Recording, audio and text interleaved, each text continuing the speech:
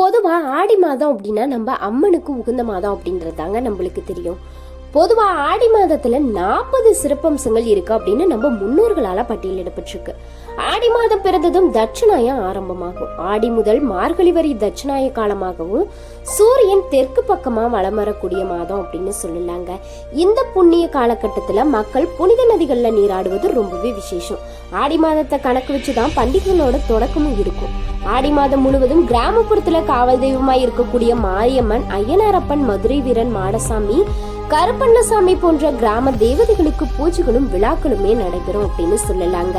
இந்த ஆடி மாதத்துல வெள்ளிக்கிழமை இன்னுமே கூடுதல் சிறப்பா தான் பார்க்கப்படுது. அப்படி ஆடி மாதம் முதல் வெள்ளிக்கிழமை பிரதோஷத்தோடு தான் சேர்ந்து வருது. அப்படி என்ன சிறப்புகள் இருக்கு?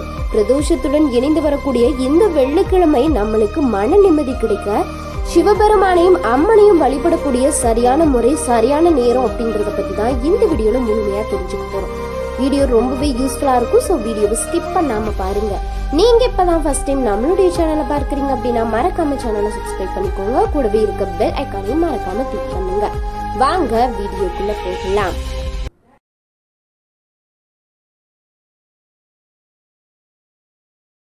ஆடி மாதம் முழுவதுமே அம்மனை வழிபட்டு வேண்டிய வரங்களை பெறுவதற்கு ஏற்ற காலமாக தாங்க இருக்கு.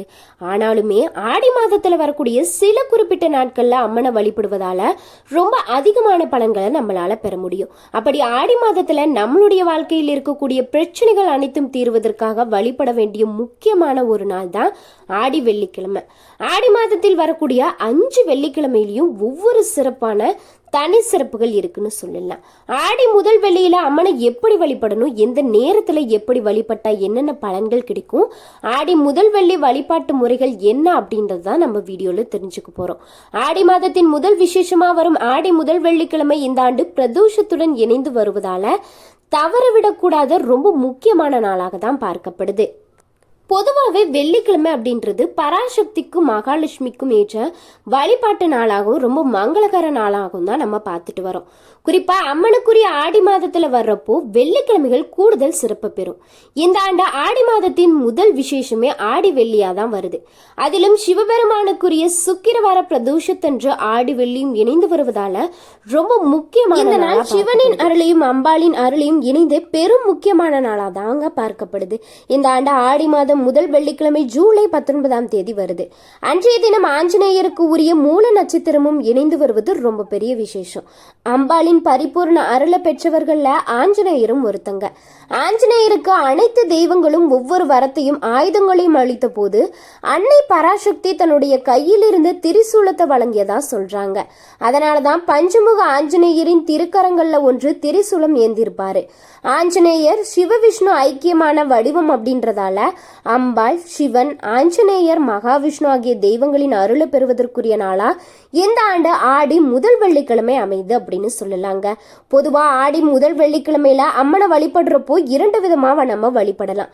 பிரச்சனைகள் தீர வேண்டும் அப்படின்றவங்க, ஒரு நேரத்திலும் வாழ்வில் அனைத்து நலன்களையும் பெற வேண்டும், மன நிம்மதி கிடைக்கணும் அப்படின்றவங்க ஒரு குறிப்பிட்ட நேரத்திலையும் வழிபடுவது ரொம்ப உயர்வான பலன்களை கொடுக்கும். கடன் பிரச்சனை, தீராத நோய், வழக்கு தொடர்பான பிரச்சனைகள், கணவரால் பிரச்சனை, குடும்பத்தில் இருப்பவர்களால பிரச்சனை, அக்கம் பக்கத்தில் இருப்பவர்களால பிரச்சனை, இப்படி ஏதாவது ஒரு பிரச்சனை தீரணும் அப்படின்றவங்க ஆடி வெள்ளிக்கிழமைகள்ல வரக்கூடிய ராகு காலத்துல விளக்கேற்றி தான் வழிபடணும். வரவு வருவதில்லை, செல்வம் தங்குவதில்லை, மகிழ்ச்சியான நிம்மதியான வாழ்க்கை அமைய வேண்டும், வீட்டுல மகாலட்சுமி கடாட்சம் நிறைந்திருக்க வேண்டும் அப்படின்றவங்க ஆடி மாத வெள்ளிக்கிழமையில வரக்கூடிய சுக்கிர ஓரையில விளக்கேற்றி வழிபடுவது ரொம்பவே சிறப்பு. வெள்ளிக்கிழமையில ராகு கால நேரமா காலை 10:30 முதல் பகல் 12 வரையிலான நேரம் தான் ராகு காலம். வெள்ளிக்கிழமையில சுக்கிர ஓரை நேரம் அப்படின்றது காலை 6 மணி முதல் 7 மணி வரையும் இருக்கு.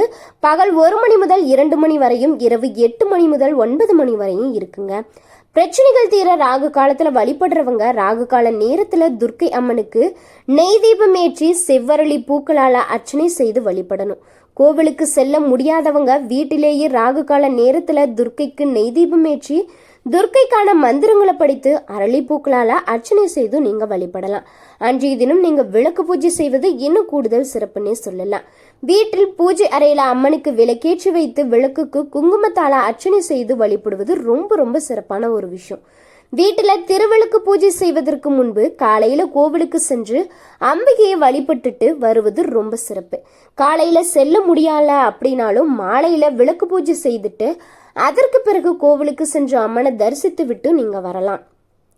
திருவிளக்குல லக்ஷ்மி, சரஸ்வதி, பராசக்தி, சிவபெருமான், பிரம்மா, மகாவிஷ்ணு போன்ற தெய்வங்களும் 30 முக்கோடி தேவர்களும் வாசம் செய்வதா ஐதீகம் இருக்கு. அதனால ஆடி முதல் வெள்ளியில திருவிளக்கு பூஜை செய்வதால அனைத்து தெய்வங்களின் ஆசிகளும் நம்மளுக்கு கிடைத்துவிடும் அப்படின்னு ஐதீகமா சொல்லப்படுது. சுக்கிர ஓரையில அம்மனை வழிபடுறவங்க மகாலட்சுமிக்கு சுக்கிர ஓர நேரத்துல பால், கற்கண்டு இல்லைன்னா கற்கண்டு சாதம் படைத்து தாமரை மலர்களால் அர்ச்சனை செய்தும் வழிபடலாம். இந்த வழிபாட்டினை கோவிலுக்கு சென்றோ இல்லை வீட்டிலேயே நீங்க செய்யலாம். கோவிலுக்கு சென்று நெய் விளக்கு ஏற்றுவது ரொம்ப சிறப்பான ஒன்றா பார்க்கப்படுது. எந்த வேண்டுதலும் இல்லை, அனைத்து நலன்களும் கிடைக்கவும் அம்பாளின் அருளை பெற வேண்டும் அப்படின்றவங்க ஆடி முதல் வெள்ளியில பிரதோஷ காலம் நிறைவடையும் நேரமா சொல்லக்கூடிய 6 மணிக்கு வீட்டுல விளக்கேற்றி வில்வேலைகள் படைத்தும் நீங்க வழிபடலாம். மாதம் முதல் வெள்ளிக்கிழமை அப்படின்னால நம்ம சொல்லவே தேவையில்லை, அம்பாள் பக்தர்களுக்கு இந்த நாள் ரொம்பவே இனிமையான நாளா இருக்கும். வீட்டில் இருக்கும் ஒவ்வொரு பெண்களும் சக்தி தேவிக்கு இணையானவங்க தான். காலையில் எழுந்து சுத்தபத்தமாக குளிச்சுட்டு முடிந்தவங்க மஞ்சள் புடவை உடுத்திட்டு முடியாதவங்க மஞ்சள் நிற சுடிதார் கூட நீங்கள் போட்டுக்கலாம்.